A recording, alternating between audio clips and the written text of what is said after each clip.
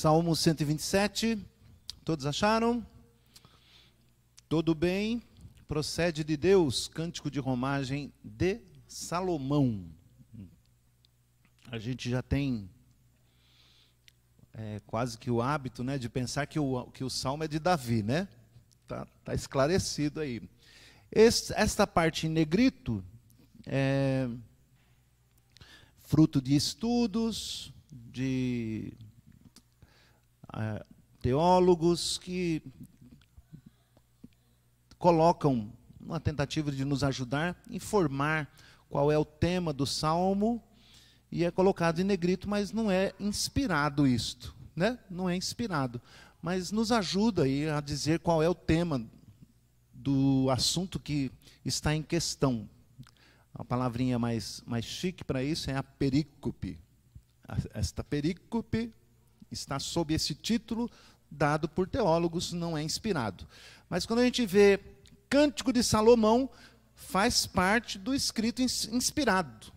Podemos dar por certo, né, que o Salmo, desde o seu princípio, que traz este título, Cântico de Romagem de Salomão. Romagem porque é o cântico que era cantado quando estavam subindo para Jerusalém. Jerusalém, cidade colocada em lugar alto, sobre os montes, e aí a peregrinação para Jerusalém. Este salmo, então, mais tarde, é incluído nos cânticos de romagem. Vamos viajar para Jerusalém, vamos cantando alegremente. Um hábito muito salutar, muito saudável, né? Então, cântico de romagem. 127. Se o Senhor não edificar a casa, em vão trabalham os que a edificam. Se o Senhor não guardar a cidade, em vão vigia a sentinela. Inútil vos será levantar de madrugada e repousar tarde, comer o pão que penosamente granjeaste. Aos seus amados ele o dá enquanto dormem. Herança do Senhor são os filhos, o fruto do ventre, seu galardão. Como flechas na mão do guerreiro, assim os filhos da mocidade. Feliz o homem que enche deles a sua aljava. Não será envergonhado quando pleitear com os inimigos à porta. Vamos orar? Senhor Deus, que coisa mais gostosa e maravilhosa estar na tua casa, juntos aqui com os nossos irmãos, a santa grei do Senhor, o rebanho bendito que é pastoreado por ti mesmo. Nesse instante, Senhor Deus, lemos a tua palavra e rogamos por sabedoria. Toca os lábios do teu servo, unge, para que a palavra saia direto do teu trono de graça aos nossos corações. Que seja o Senhor a falar conosco. Restaura-nos, reedifica-nos, molda-nos e transforma o nosso ser para o teu louvor. No poder da tua palavra, no poder do Espírito Santo, em nome de Jesus. Amém.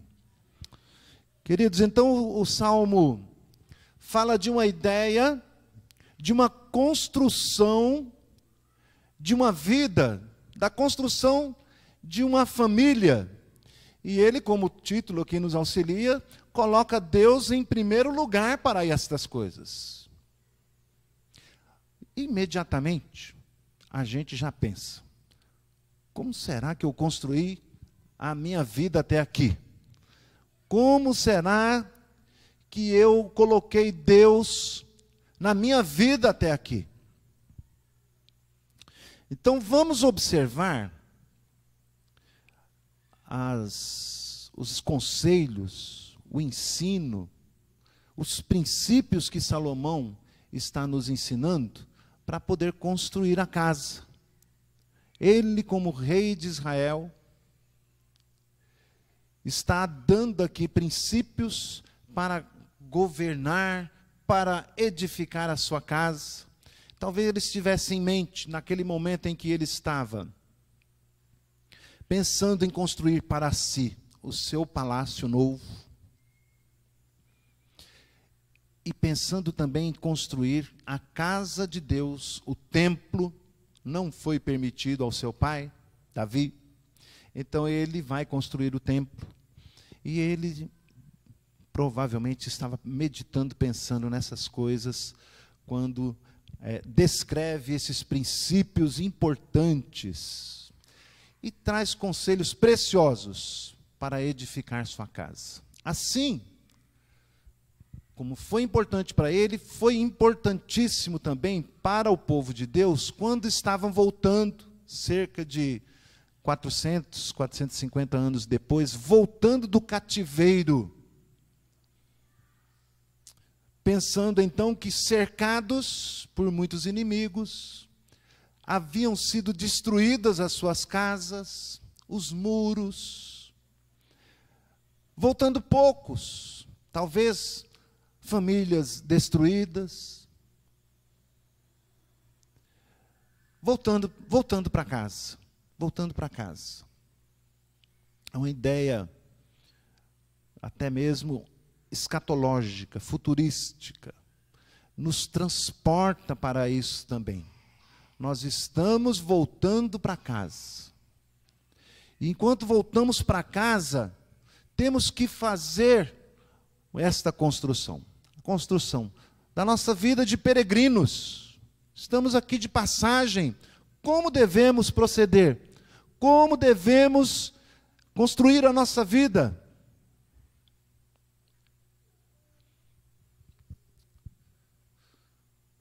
Reconstruir como alguém que percebe que o salmista tinha razão. Reconstruir como alguém que diz assim: onde eu fui parar? Olha como está a minha vida. O que eu devo fazer a partir de agora? O que deve fazer a partir de agora é voltar ao princípio essencial e inicial. Os conselhos dados aqui por Salomão nos ajudam, então, à reconstrução. Este, então, é o tema da nossa mensagem. Razões pelas quais Deus é a base da minha vida. Se nós quisermos, nós podemos trocar vida aqui por família? Podemos. Mês da família, estamos aí fazendo este mês de comemorações, relembrando razões pelas quais Deus é a base para a minha família, a base para a minha casa. Ah, mas não foi, pastor. Vamos reconstruir. Vamos começar de novo, né? Então são esses os princípios que Salomão nos ensina, que Deus é a base da nossa família. Primeiro princípio: sem Ele eu construiria em vão a minha casa. Princípio: sem Deus você constrói a sua casa em vão. O que quer dizer essa palavra em vão? Quer dizer como se fosse uma bolha de sabão. Às vezes ela parece bonita, linda. Tem umas que crescem, não? Não é lindo? Só eu que acho. Mas que coisa efêmera, passageira. Que coisa frágil. Um pouquinho mais de sopro, ela nem faz barulho assim, faz. A bolha tinha que ser forte, né? Mas a gente tem a sensação nela e se esvai e some, né? O que ele está querendo dizer? Que se nós edificarmos a casa sem Deus, é como uma bolha de sabão, que para nada serve, é frustrante, é uma derrota, foi em vão, foi à toa, de nada serve. Se a gente bem entender isso, você, espera aí, então eu não vou trabalhar em vão. Se a gente bem pensar e acreditar, né? A palavra de Deus está nos dizendo, e a gente pode tomar aí uma ou outra posição. Que tolice. Ou a gente pode, de fato, olhar para isso e dizer assim, eu preciso colocar Deus em primeiro lugar ao construir a minha casa. Aqui há esse princípio importantíssimo a ser observado. Nós não construímos simplesmente uma casa, construímos um lar, construímos uma vida. E quando alguém vai construir um lar, tem que ter um fundamento sólido, seguro, permanente. E esse fundamento deve ser a palavra de Deus. É dar a Ele o devido respeito, a devida honra, o temor que lhe é devido. O que está dizendo a palavra de Deus para edificar? Então, se você negligencia a palavra de Deus, se você a ignora, se você a despreza, é como se você estivesse mandando Deus embora. Você estaria com as suas atitudes dizendo, eu não o quero em minha vida, eu não o quero em meu lar, eu não quero a direção dele para a minha família, eu vou fazer do meu jeito. Deixa eu dar aqui um exemplo, mas é famoso, talvez você já tenha ouvido, que logo depois daquele episódio terrível, lá do dia 11 de setembro de 2001, quando as torres gêmeas do World Trade Center nos Estados Unidos foram atacadas e ruíram, a Anne Graham, que é filha do Billy Graham, famoso pregador, né? Todos já ouviram falar de Billy Graham? E a sua filha chama-se Anne, e foi entrevistada no Early Show de Jane Clayson. A Jane Clayson é a repórter entrevistadora, uma xará sua, a Jane, né? Faz essa entrevista com ela, falando das coisas de Deus, aproveitando a oportunidade, que ela é crente, temente ao Senhor, e faz esta pergunta intrigante, uma pergunta tentando, né, uma pergunta armadilha, tentando enquadrá-la, deixá-la sem graça, sem resposta na sua fé. Ela pergunta, como é que Deus, que você diz que é soberano, pode ter permitido acontecer algo tão horroroso assim, tão triste? Já pensou se alguém te pega com essa pergunta? Uma vez me perguntaram sobre o tsunami. Como é que Deus não evitou aquilo, se Ele pode todas as coisas? Está dizendo em outras palavras, se Ele não evitou, ou Ele é mau, ou Ele não pode, como você diz. É assim? Nenhuma das alternativas está correta, não é? Aleluia, bendito seja o Senhor. Ele é soberano, está reinando sobre tudo e sobre todos. Nada acontece sem o seu controle, sem o seu poder. Permitindo, é uma palavra suave que a gente usa, mas determinando. E assim, a Anne Graham faz a resposta, dá a ela uma resposta sábia e profunda, mas um tanto quanto irônica, devolvendo-lhe a espetada. Sabe o que ela disse? Eu creio que Deus ficou profundamente triste com tudo isto que aconteceu, tanto quanto nós. Só que, por muitos anos, nós estamos batendo na tecla. Nós temos dito a Deus, não interfira nas nossas escolhas. Nós é que decidimos. Saia do nosso governo. Tirem todo o símbolo religioso. Saia das nossas escolas. Saia das nossas vidas. Saia das nossas famílias. Nós não queremos Deus. Aí vem a ironia. Sendo ele um cavalheiro, saiu e nos entregou a isto.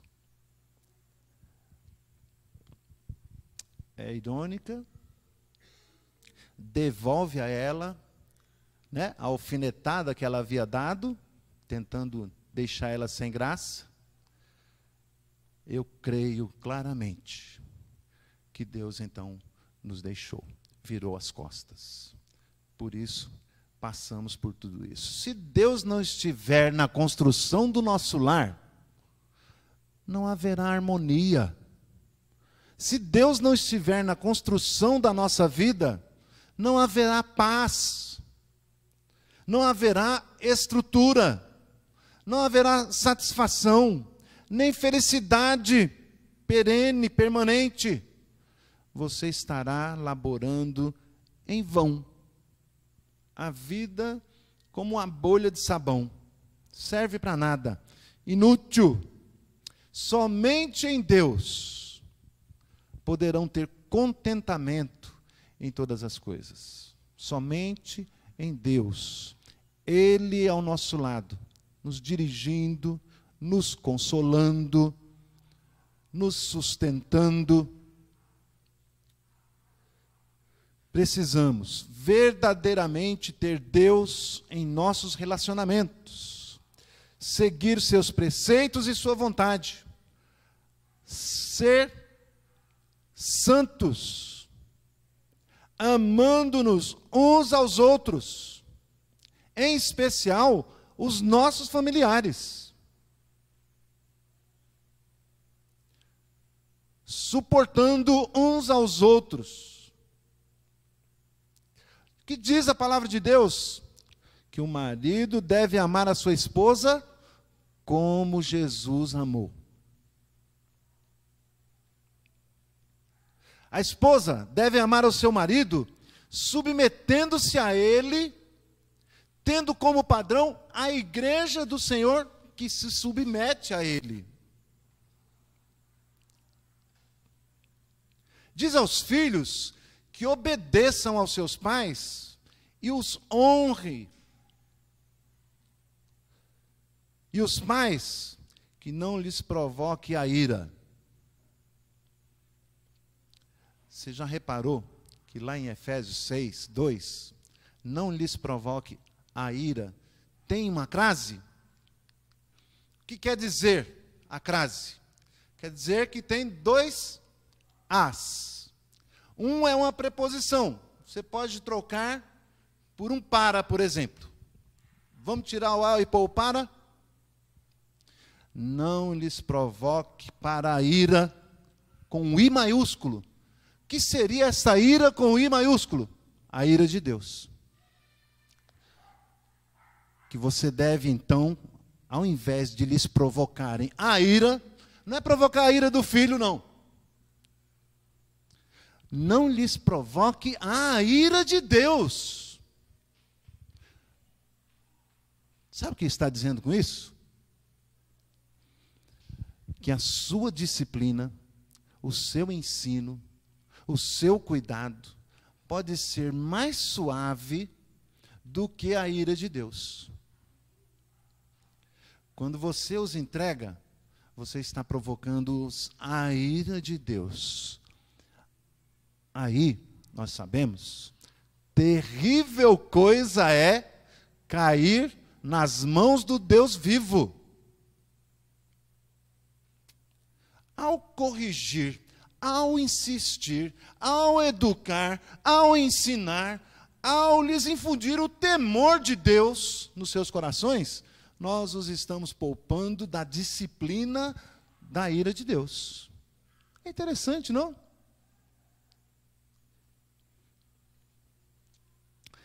não os provoqueis. Antes, vocês os devem criar na disciplina e na admoestação do Senhor. Princípios muito básicos para isto que é a célula da sociedade. A palavra de Deus nos ensina. Mas sabe o que nós fazemos com isso? Eu acho que, em contrário à palavra de Deus, mas eu penso que. Sabe o que você deve dizer para você mesmo? Pouco importa o que você pensa, eu. Ou eu, como o salmista fala, porque estás abatido, ó minha alma. Está falando consigo próprio, não é? Nós também deveríamos dizer, ô minha alma, ou eu, ou Alberto. Não interessa o que você pensa. Olha o que a palavra de Deus está ensinando. Porque se eu disser assim, mas eu penso que, diferente disso, eu estou dizendo, eu não quero Deus dirigindo a minha casa. Eu não quero Deus dirigindo a minha família. Este ensino não é apropriado para mim. Especialmente nos dias de hoje. Né? Então, a palavra de Deus é posta, colocada. Deus, assim como cabeça, dirige a família, coloca princípios importantes, e você pode escolher. Eu quero Deus presente em minha casa. E eu digo, Deus é o Senhor da minha vida. É a minha direção. Eu quero Ele bem perto de mim, para me dizer o que tem que fazer, o que tem que ser feito. Porque se eu construir a minha casa, construir a minha vida, sem o Senhor, será em vão. Bolha de sabão.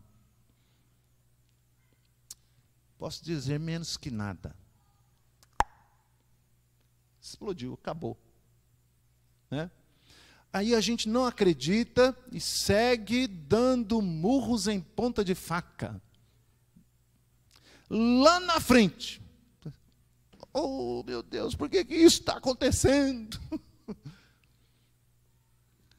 Talvez a resposta da Anne Graham coubesse então a nós. Você disse que não queria Deus. Você disse que não queria o ensino dele.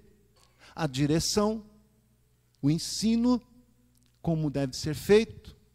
Né? Certamente, meus irmãos, haverão consequências. Esse é o primeiro princípio, então, que o salmista nos ensina. Deus é a base da nossa família, portanto, deve permanecer como o nosso guia e mestre. O segundo princípio, Deus deve ser a base da minha vida no meu trabalho. No meu trabalho.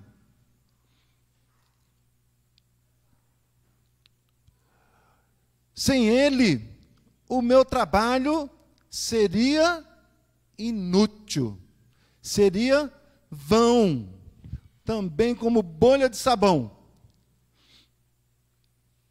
Eu lembro quando do encontro de Jacó e Esaú no Vale do Jaboque, quando eles se encontraram. Lembram-se que Jacó fugiu, foi lá para Padã Arã, lá ele se casou, um sogro que ninguém merece, né? Lá ele trabalhou 7 anos, isso é amor, né? 7 anos, para se casar com a filha de Labão. Quando chega na hora do casamento, ele diz, essa não, pega essa aqui, a mais velha, eu não posso dar outra antes dela. Não, mas eu trabalhei, foi por essa. Você trabalhou pela filha, a filha quem escolhe sou eu. Disse, rapaz, vamos entrar num acordo? Eu trabalho mais 7 por essa outra.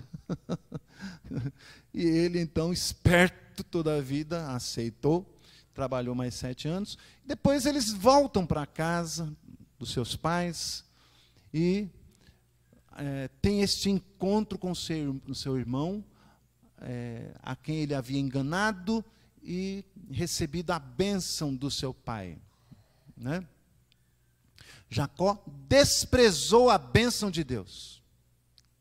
Perdão. Esaú desprezou a bênção de Deus.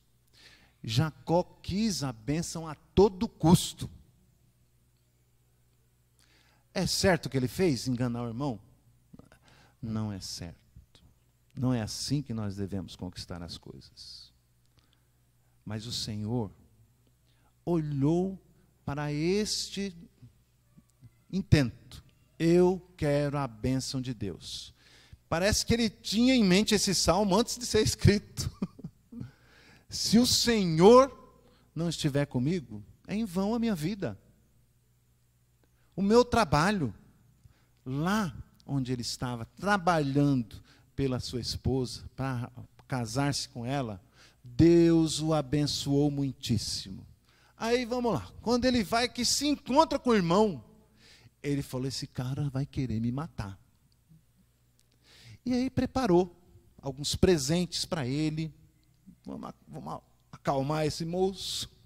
Eu quero abraçar meu irmão, eu quero pedir perdão para ele, mas deixa eu acalmar primeiro a ira dele, né? Aí preparou presentes. Quando vai entregar os presentes, Esaú responde para ele. Eu vou parafrasear a maneira como deve ser entendido o que ele disse. Tira essas porcarias daqui. Eu tenho muitos bens. Jacó, ali tentando a reconciliação, ele diz, eu sou abençoado, eu tenho prosperidade. Meus amados irmãos, faz toda a diferença. Ter muitos bens não é sinal de prosperidade. A pessoa poderia ter muitos bens, mas não ter alegria. Ter muitos bens, mas não ter saúde. Ter muitos bens e não ter paz, nem com o próximo, nem com a família, nem no seu lar, nem com Deus. Ter muitos bens e não ser amado. A pessoa poderia ter muitos bens, mas não preenchido o vazio existencial, a razão de ser, a razão de existir. O que fazer com os bens?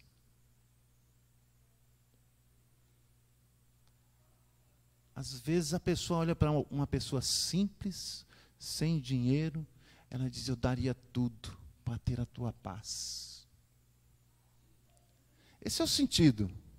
A resposta de Jacó indica algo muito maior na sua vida. Para ele, os bens não têm valor. Para ele, os bens significam a bênção de Deus. Eu sou próspero, eu sou abençoado. Eu tenho tudo o que preciso. Tudo que eu tenho foi dado por Deus. Deus me abençoou muitíssimo. Sou feliz, porque eu construí minha vida com Deus. O Senhor me abençoando.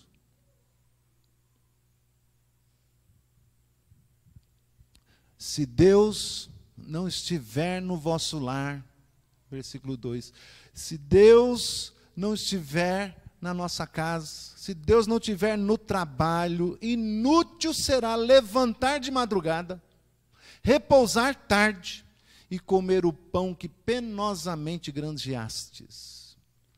Aos seus amados, Ele dá enquanto dormem. O Salmo não está nos ensinando a ser vagabundos. Vamos dormir que Deus vai dar. Não está ensinando isso, Ele está dizendo, o seu sono é tranquilo. Você não fica perturbado, você descansa no Senhor, a sua confiança está nele, então não no mercado, não no preço do dólar, não nas notícias, nas narrativas, nas mentiras. enlouquecedoras. Está complicada a situação, mas o Senhor é comigo. Quem tem paz, tem tudo. A paz que excede todo entendimento. O Senhor é comigo. Ele é minha rocha, a minha segurança. A tempestade está caindo aí, está destruindo tudo. Eu estou sobre a rocha. Firme, inabalável, como os montes de Sião. Para citar outro salmo, né? Então, as narrativas, as notícias, nos convencem de que estamos perdidos. Perdido, a coisa está uma dificuldade financeira, aí somos metralhados todos os dias por milhares de propaganda, enfiando na nossa cabeça que nós temos que ter, temos que comprar, compre, não é assim? Aí você se enfia numa dívida, em outra, e compre, está apertado, está angustiado, está devendo. Trocamos o tem que ser pelo que tem que ter. E aí passamos a dar mais valor aos objetos do que às pessoas. E vai se refletindo no nosso relacionamento familiar. Meu celular. Gente, tem uma propaganda aí que rola do iPhone 13. Toda hora ele, bum, na minha tela, assim, 13 mil reais. É isso? Alguém?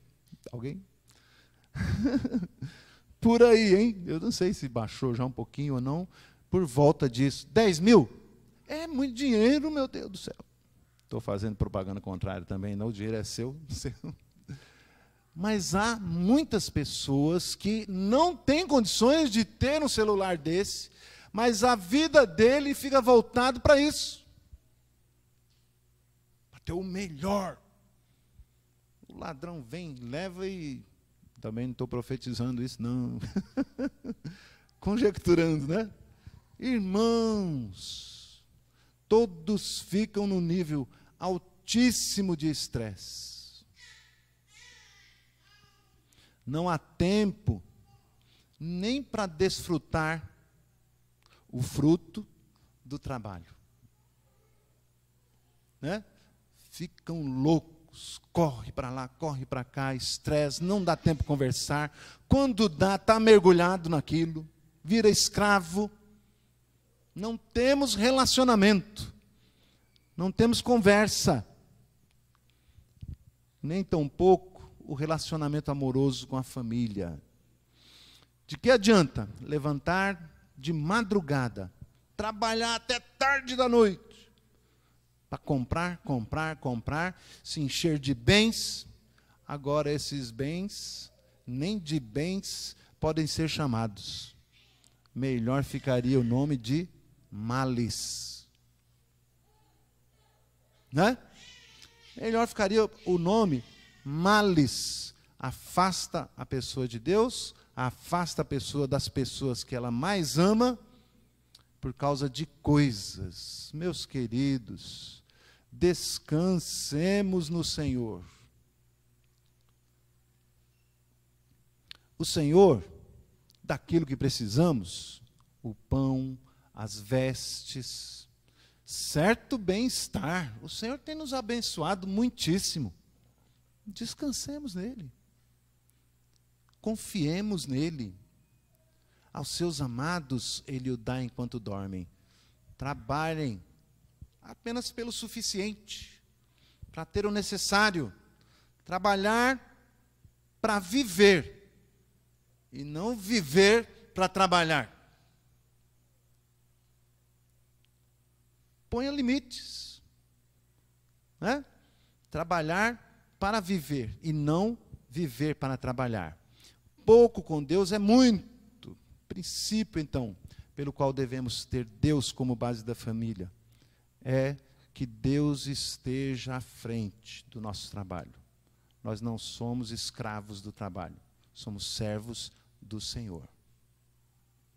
E Ele nos manda colocar, em primeiro lugar, Deus, acima de todas as coisas. Segundo lugar, a família, o relacionamento, o cuidado, o amor, o suporte, a conversa. E como terceiro princípio, ter os filhos como uma bênção de Deus. Os filhos, herança do Senhor, são os filhos. O fruto do vosso ventre é o seu galardão. Por que está seu e não teu? Ele está dizendo, é galardão de Deus para você.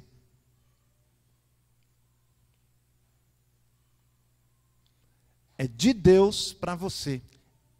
É Deus quem nos dá para que nós, responsavelmente, cuidemos deles.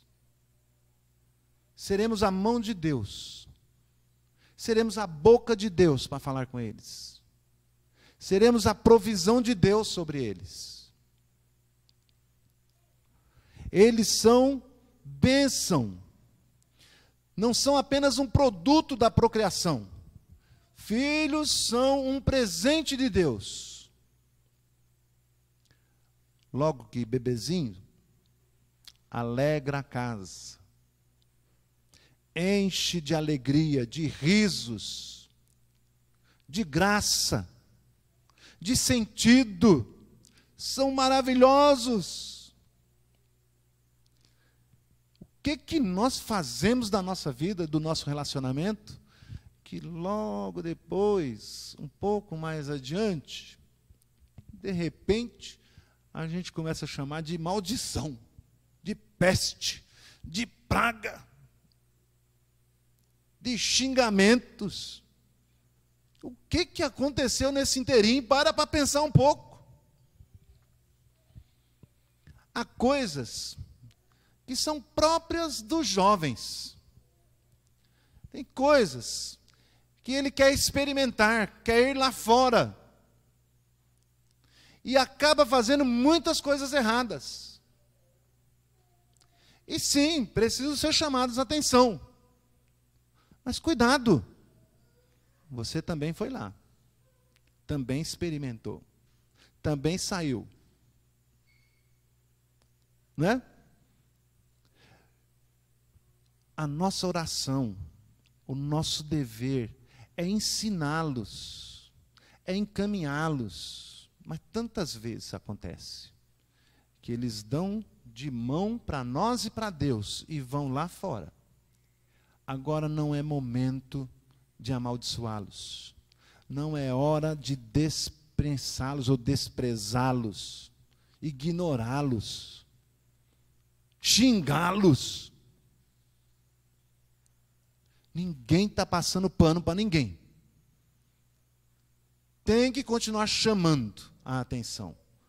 Mas devemos amá-los. Não se esquecer que é nossa responsabilidade cuidar deles. Ai, mas onde foi que eu errei? Olha só o que a palavra de Deus nos diz. Há coisas, então, que eles precisam ser corrigidos. Não deveriam fazer. Mas não dá o direito, não nos dá o direito de dispensá-los. São bênção. 4, versículo 4. São como flechas na mão do guerreiro. Assim como os filhos, como flechas na mão do guerreiro, assim os filhos da mocidade. Feliz o homem que enche deles a sua aljava. A ideia aí do guerreiro, com aquela mochilinha atrás, chama-se aljava, que enche de flechas. Assim como essas flechas na aljava do guerreiro, são os filhos. Vamos entender isso.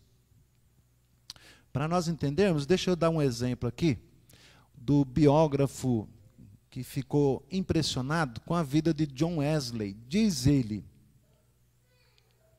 para começar a biografia do John Wesley, eu tenho que primeiramente falar da sua mãe, Susannah Wesley. E aí ele diz que faz essa pergunta para ela: como a senhora conseguiu criar 14 filhos e um mais bem educado do que o outro, comportado? Ela falou: é simples. Será? É simples. Primeiro eu tive que subjugar a vontade deles. Quando você consegue fazer isto, todo o resto fica bem mais fácil. Sabe que muitas vezes o nosso mal é achar que atender a todas as vontades está fazendo bem. Não sabe o que é um não. Não sabe o que é uma postura reta. Colabora às vezes até com erro. E ele já maliciosamente, desde pequeno, hein? Tem veneno de áspide. Malícia. Você pensa, mas é um bebezinho. Tem veneno de áspide. Esperneou no mercado para levar uma coisa, você fala, tá bom, toma. Ele, já sei como é que eu domino. Entende? É necessário o não, a postura, a retidão, ensinar para ele como é que tem que ser, como é que tem que se comportar. A vontade a prevalecer é a dos pais, não dos filhos. Quando se atende demasiadamente, você está gerando um monstrinho. Um monstrinho. Vamos às flechas para a gente entender melhor isso? Então a palavra de Deus nos exorta, lá em Provérbios, que nós deveremos ensinar a criança, subjugá-la, no caminho. Vou fazer uma meia-culpa aqui. Porque às vezes a gente briga, entra na maneira de se criar os filhos da modernidade ou da pós-modernidade. Tem que deixar eles decidirem a vontade deles, como eles querem que seja. Até no ensino, não diga não à criança. Deixe que ela descobre como que é. Né? Aí a criança cresce nesse ímpeto, desse jeito, sem saber nem qual é o caminho quando tiver que retomar lá na frente. Bom é ensinar o caminho, é este. Ela se desvia, se perde, mas aqui atrás tem uma noção para ela. Tá, o caminho está para aqui. Deixa eu me acertar de novo. Que bênção corrigir a criança. Ensiná-la. Quando se perde, sabe para onde voltar. Sem ensino, sem mostrar o que é certo, sem ensinar o que é o caminho de Deus, se perde e não sabe nem para onde voltar. As flechas. Então, olha o que a palavra está dizendo. Os filhos são como flechas na aljava. Aljava, então, essa pequena mochila, onde o guerreiro põe ali as suas flechas. Só que, antes de colocá-las ali, ele prepara a flecha. Tem que ter um contrapeso na ponta de cá. Na ponta da frente, tem que ser pontiaguda. Ele vai malhar o ferro, vai afiar a ponta, vai aplanar a flecha, direcioná-la e deixa ela guardada aqui. Pouco mais, o que ele tem que fazer? O que foi? Lançou a flecha. Só que as flechas que estão ali na aljava, ele as preparou primeiro, para depois lançar. Esse é o segredo. É esta comparação que Salomão está fazendo. Significa que nós devemos carregar nossos filhos. Somos responsáveis por eles, mas temos que prepará-los enquanto carregamos. Temos que prepará-los ensinando, educando, acompanhando, corrigindo. Fazer aqui na internet. Arrumar para a cabeça. Disciplinando. Claro, não é espancando que está falando. A vara corrige e disciplina e orienta e subjuga a vontade. Há de se saber que existe hierarquias. A quem eu devo obedecer, a quem eu devo respeitar. Não sou eu o dono de tudo, o manda-chuva, eu mandei, eu falei, tem que me obedecer, tem que fazer como eu quero. Se a criança cresce desse jeito, como é que ela vai saber o que é autoridade lá na frente? Cuidar deles com zelo, com carinho, com disciplina, com amor, com responsabilidade, ensinando em todo o tempo o caminho que deve andar, até que chega o dia que nós temos que lançá-los. Lançar a flecha. São flechas na aljava do guerreiro que agora serão lançados adiante. Quando eles forem lançados, serão um retrato daquilo que o formamos. Ai, não, pastor, eu não formei esse monstrinho aí, não. Reflete a maneira como nós criamos. Eu sei. Entre o estado de rebelião contra Deus, que é rebelião contra os pais, que é rebelião contra as autoridades, a peçonha começa a se mostrar cada vez mais venenosa, né? Então, é mais ou menos aquilo, é fruto do ensino e da formação que demos. Atenção, quer intencional ou não. Porque quando a gente vai buscar na memória como é que eu criei minhas filhas, meus filhos, mas eu sempre ensinei isto, e isto, e isto, que é certo, agora ele faz do contrário. De algum modo, ele começa a enxergar. Às vezes não é o que fala, são as atitudes, são a maneira como agimos, aquilo que permitimos. E ele então segue esse curso. Então o que a palavra de Deus está dizendo é que deveria ter um curso intencional antes de lançá-los ao mundo. Tem que haver um curso intencional.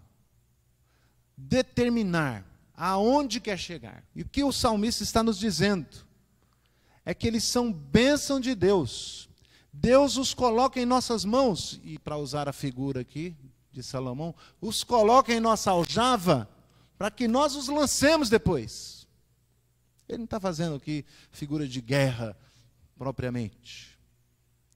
Não é para usar os nossos filhos para acertar o inimigo, não é isso. Ele está falando de esse capricho, esse preparo, todo este zelo, agora ele está pronto para ser lançado. Mas como diz a Susana Wesley, se nós não subjugarmos lá atrás a vontade, todo o resto fica mais difícil.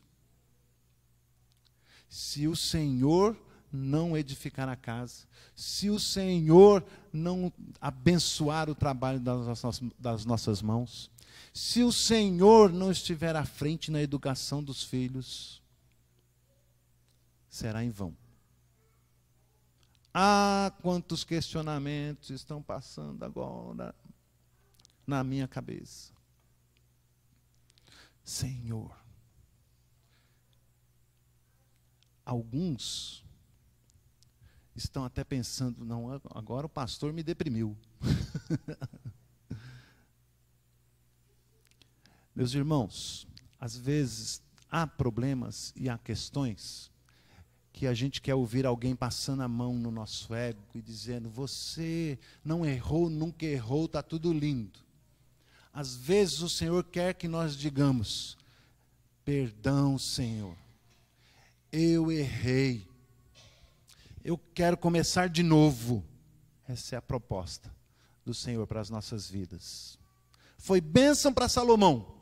500 anos mais tarde foi bênção para o povo de Israel que estava voltando do cativeiro. Estava ali voltando para reconstruir sua vida, sua casa. Que orientação buscar? Palavra de Deus. Deus em minha vida. O Senhor. O maior problema de Israel que os levou para o cativeiro é a idolatria. É a rejeição do Deus Todo-Poderoso, colocando outros deuses nos seus lugares. Toda uma geração foi morta, ficou lá para trás.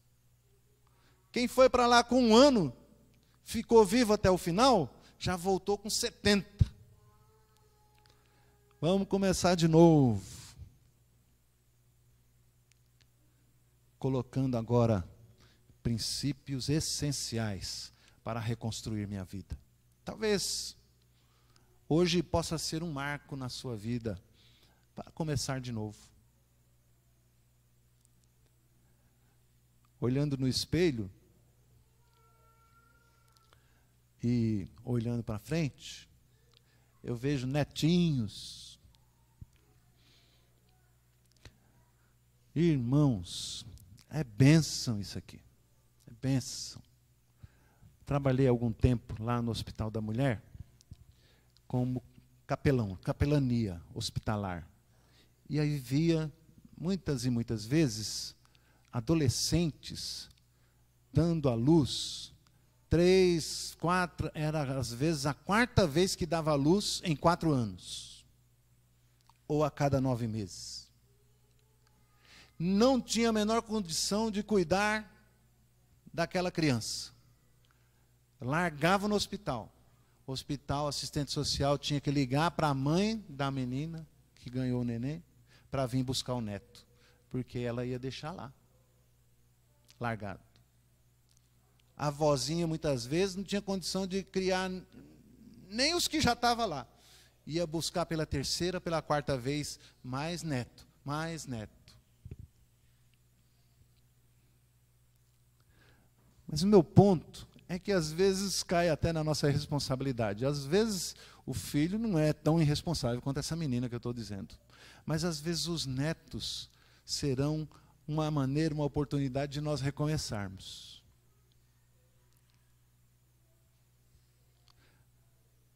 Deus nos dando a oportunidade de recomeço. E a minha vida?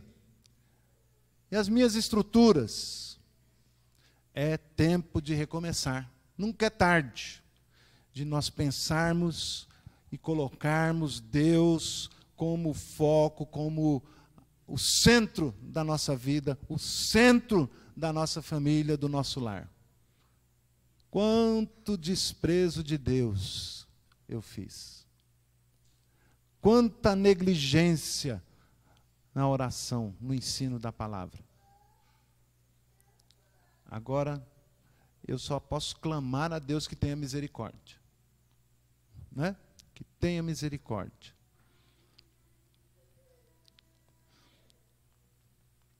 Não se avexem. Não se turbe o vosso coração. Nem sempre, no primeiro momento, eles seguem aquilo que foram instruídos. Talvez você esteja pensando, mas eu fiz tudo tão direitinho e agora está isto. Mas eles, como eu disse há pouco, têm os princípios balizares, a baliza, o sentido, o caminho para onde deverão voltar. O seu ensino não foi em vão. Você ensinou a palavra de Deus. Se você inculcou, há uma chance, há uma esperança de nós nos curvarmos e pedir a Deus que toque naquelas vidas, naqueles corações. Tragam à memória deles. Falar no poder do Espírito aquilo que já foi ministrado aos seus corações. A história ainda não acabou. Não é hora de dar de mão para eles. Não é hora de abandonar. Não é hora de desistir deles. É hora de clamar a Deus e insistir na lapidação da flecha. Às vezes nós temos que ir lá buscar a flecha, lá longe.